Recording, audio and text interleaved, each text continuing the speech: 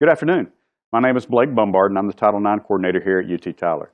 It's my pleasure to be able to speak with you today about a very important topic, Title IX, preventing and responding to sexual discrimination. This is not an easy topic to talk about. You may have seen the term Title IX in the media a lot recently. If you watch the news or been on social media any time in the past few months, you've no doubt seen the sexual assault stories coming out of our nation's universities. So this information is not meant to scare you. It's meant to educate you to the reality of what's occurring and what has been occurring on college campuses for a long time.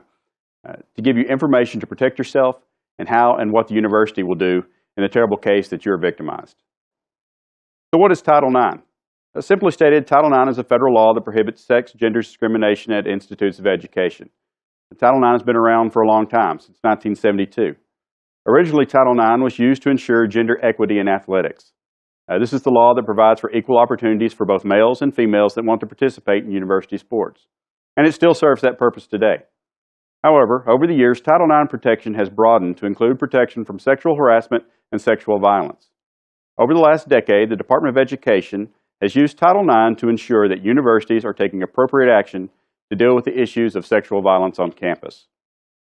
Title IX mandates that educational institutions take the appropriate action to reduce, respond, and remediate all reported incidents of sexual discrimination. What does this mean? How do we reduce, respond, and remediate? We reduce incidents by providing you and the campus community with the primary prevention and ongoing awareness training and information. You'll be receiving an email that contains information on completing Haven. Haven is our online training module that is part of our primary prevention campaign. It's an interactive module that presents different scenarios to help you understand the types of behaviors that are prohibited, how to intervene, and how to report. Be sure to complete this training. If you fail to complete this training, you'll be blocked from registering for future semesters. So who is protected? Title IX protections apply to everyone that are a part of the campus community, all of our students, faculty, staff, and contractors. Discrimination that occurs off campus may also be covered. So even if acts of sexual discrimination or sexual violence occur off campus, there are still resources that the university can provide you and action that the university can take. If the person that has committed these acts is a member of the campus community. Actions that are persistent or severe to the point that it affects your ability to get an education, whether or not they occur on or off campus, the university can and will take action against. What is sexual discrimination? What are the prohibited conducts? Well, these include sexual harassment, of which there are two types, quid pro quo harassment and hostile environment.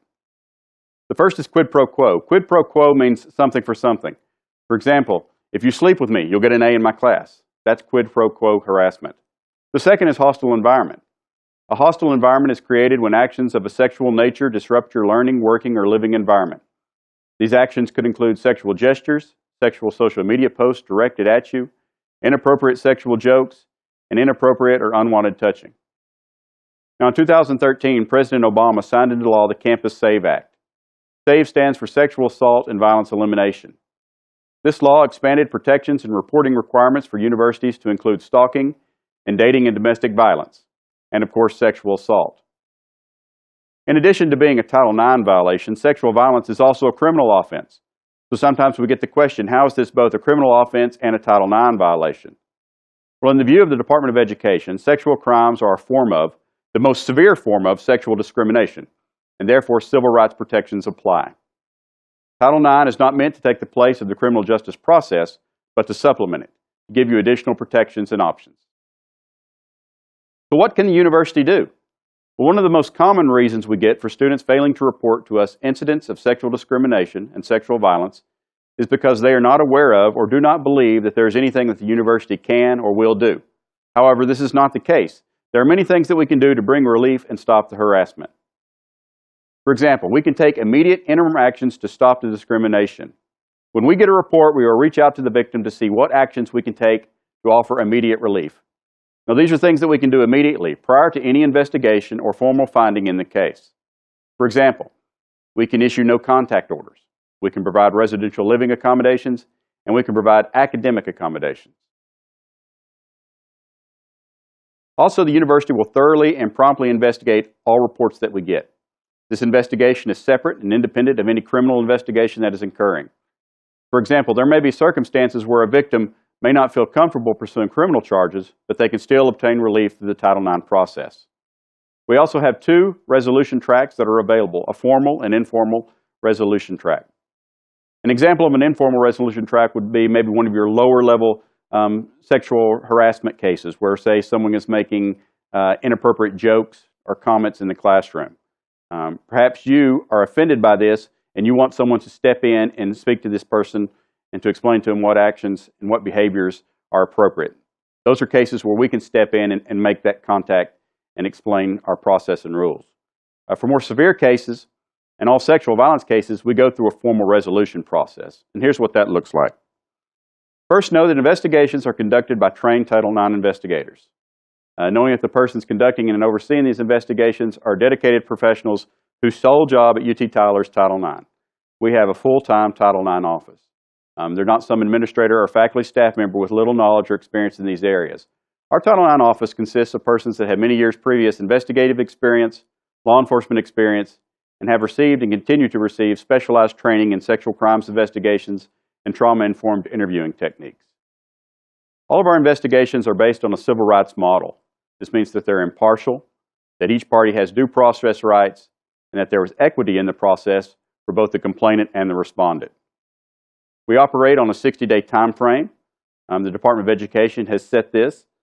Some investigations may not take this long, maybe a couple of days, a couple of weeks, while others may go longer than the 60 days if the investigation demands it, in order that we're able to consider all the evidence that is available. The point is that the university will not unnecessarily ignore, delay, or drag out an investigation. And then finally, we have a prohibition against retaliation. So retaliation is any adverse action that would be taken against you for participating or making a report in a Title IX case. We'll not allow anyone to threaten or harass you because you participated in an investigation. If someone were to do that, then they would have been brought up on additional charges. Who can you report to? You can, of course, and we encourage you to make a report directly to our office. On our webpage, which is uttyler.edu/Title IX, there's a link where you can follow electronically if you wish. We have several deputy coordinators in various departments across campus, such as Dean Tolliver, our Dean of Students, Dave Hill in Judicial Affairs, Stephanie Webb in Athletics, and Ben Carter in Human Resources. If you're more comfortable reaching out to one of these persons, feel free to do so. They have all received the Title IX training and can provide you with information and resources that are available. Keep in mind that all university employees are designated as mandatory reporters. So if you disclose something to them that is a violation of Title IX, then they would then have a legal obligation to inform our office. The Student Counseling Center is exempt from mandatory reporting. So if you'd like to seek help or information confidentially and not involve the Title IX office, that avenue is available to you as well. On the next 3 slides, I'd like to talk to you a little bit about some of the most common scenarios and issues that we see in Title IX cases. The first is alcohol, drugs, and their relationship to sexual assault. In looking at UT sexual assault cases over the past few years, alcohol or drugs was a contributing factor in all of those cases. So while we don't necessarily say that alcohol or drugs caused an assault, nor do we ever say that a victim was at fault because of their use of alcohol or drugs, we do recognize the part that alcohol plays. Alcohol and drug usage can affect consent. Alcohol and drug usage can also lead to incapacitation. What is consent? Well, consent is a voluntary and mutual agreement by a word or action that clearly indicates a willingness to engage in a sexual act. For example, consent to one act does not imply consent to another act. Past consent does not imply future consent. And consent can be withdrawn at any time. Notice in bold here we have that the silence or absence of resistance is not consent. So for years we've heard the motto, no means no. But today we've moved beyond that motto from no means no to the motto, yes means yes. So in other words, it's not enough that someone says that someone did not say no or did not say stop. And instead what we're going to be looking at is, did they say yes? How did they communicate to you affirmative consent? And then finally, consent is not effective consent if it is obtained through any of these means: force, intimidation, coercion, or incapacitation. Since we just mentioned incapacitation, let's take a look at that. This is the 3rd most common issue that we see in sexual assault cases. What is incapacitation? Well, it's a state of being that prevents an individual from having the capacity to give consent. This could result from alcohol or drug use. They could be asleep or unconscious or have another intellectual or other disability. Is this the same as drunk sex? No, not necessarily. Suppose you have a couple of drinks and are feeling buzzed. Can you consent to sex? Generally, yes. Say you have 4 drinks and your blood alcohol level is 0.08. Legally, you are intoxicated, but you drink often, you have a high tolerance, and you're still high functioning. Can you consent to sex? Well, maybe. So the question is, where do we draw the line? At what point does intoxication equal incapacitation? Well, here are some of the factors that we're going to look at to consider this. Some of the indicators of incapacitation. Were they aware of where they were or how they got there? Did they have control over their physical movements? Were they able to communicate? Were they unconscious or asleep? As we discussed with consent, if one or both parties has been consuming alcohol or drugs, you need to be 100% sure that neither party would be considered incapacitated, even if consent was given. If so, just don't do it. So what are some of the other resources that are available to you? On our final slide here, we want you to be aware that if you've been the victim of sexual discrimination, to include harassment or sexual violence, that the university has many resources available to you. On campus, we have our Student Counseling Center, where students can receive help for sexual violence, dating and domestic violence, as well as a range of other issues. We're able to provide you with victims advocates. So if you need someone to help guide you through the Title IX process or through the criminal justice process, we have advocates that are available to help you. We can provide you assistance with contacting the police and assistance with no contact and personal protection orders. And then our University Health Clinic is always available for you as well. Off campus, we can provide you with resources for medical treatment, to the East Texas Crisis Center, and to the National Sexual Assault and Domestic Violence Hotlines. So we thank you for your time and attention today. It's my hope that this is the only time you and I will ever have to meet and discuss this topic. However, if you're ever involved with a case of sexual discrimination or violence, know that I and the university are here to help you however we can. We are officed on the 3rd floor of the administration building in room 339. If you have any questions or have a situation that you would like to discuss, our office is always available to you. Thank you.